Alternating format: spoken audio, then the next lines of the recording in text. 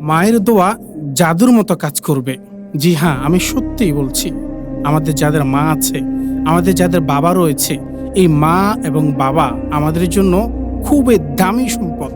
এই সম্পদ কিনলে পাওয়া যায় না। এই সম্পদ বাজারে লক্ষ কোটি টাকা দিয়ে আপনি পাবেন না। মা-বাবা এত দামি সম্পদ, মা এত দামি সম্পদ, বাবা একজন সন্তানের জন্য এত দামি সম্পদ।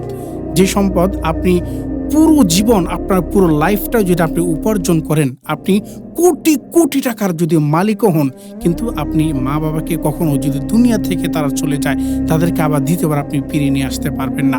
আমার জীবনের সত্যিই বাস্তবিক একটি কথা আপনাদের সাথে আজকে শেয়ার করছি।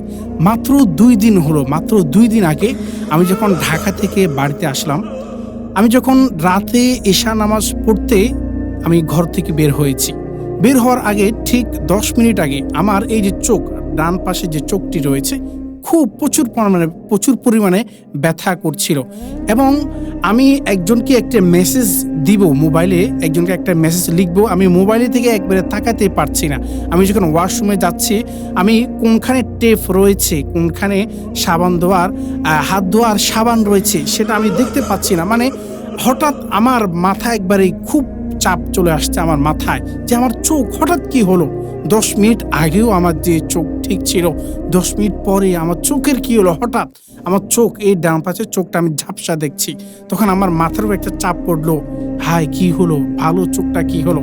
এরপরে আমি উজু করলাম, পাঞ্জাবি গায়ে দিলাম এবং মসজিদের দিকে যাওয়ার আগে আমার মায়ের কাছে একবার গেলাম। মায়ের রুমে যখন আমি গেলাম, আম্মা শুয়ে আছেন। আমি বললাম, আম্মু আমার চোখটি হঠাৎ ব্যথা করছে এবং চোখ কেমন যেন ঝাপসা ঝাপসা আমার কাছে লাগছে। এরপর আম্মু আমার জন্য একটু দোয়া করলেন। এরপর বললেন, যাও মসজিদে যাও। আমি যখন মসজিদে গেলাম, মসজিদে যাওয়ার সময় আমি চোখে এভাবে মলছি আর মানে খুব পেরেশানি করছি, আল্লাহ কি হয়ে গেল আমার।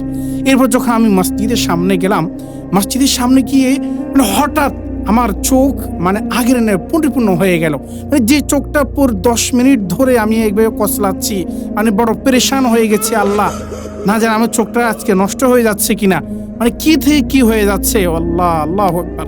আমি যখন আমার মায়ের কাছ থেকে দোয়া নিয়ে গেলাম, মসজিদের সামনে যাওয়ার সাথে সাথেই আমার চোখটা ঠিক আগের মতো হয়ে গেল।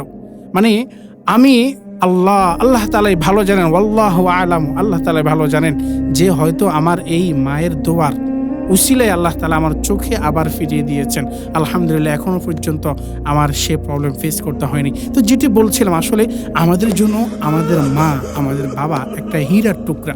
যাদের আমাদের মা রয়েছে, আমাদের যাদের বাবা রয়েছে, আমরা দাঁত থাকতে দাঁতের মূল্যায়ন করি, মা বাবা থাকা অবস্থায় তাদের মূল্যায়ন করি।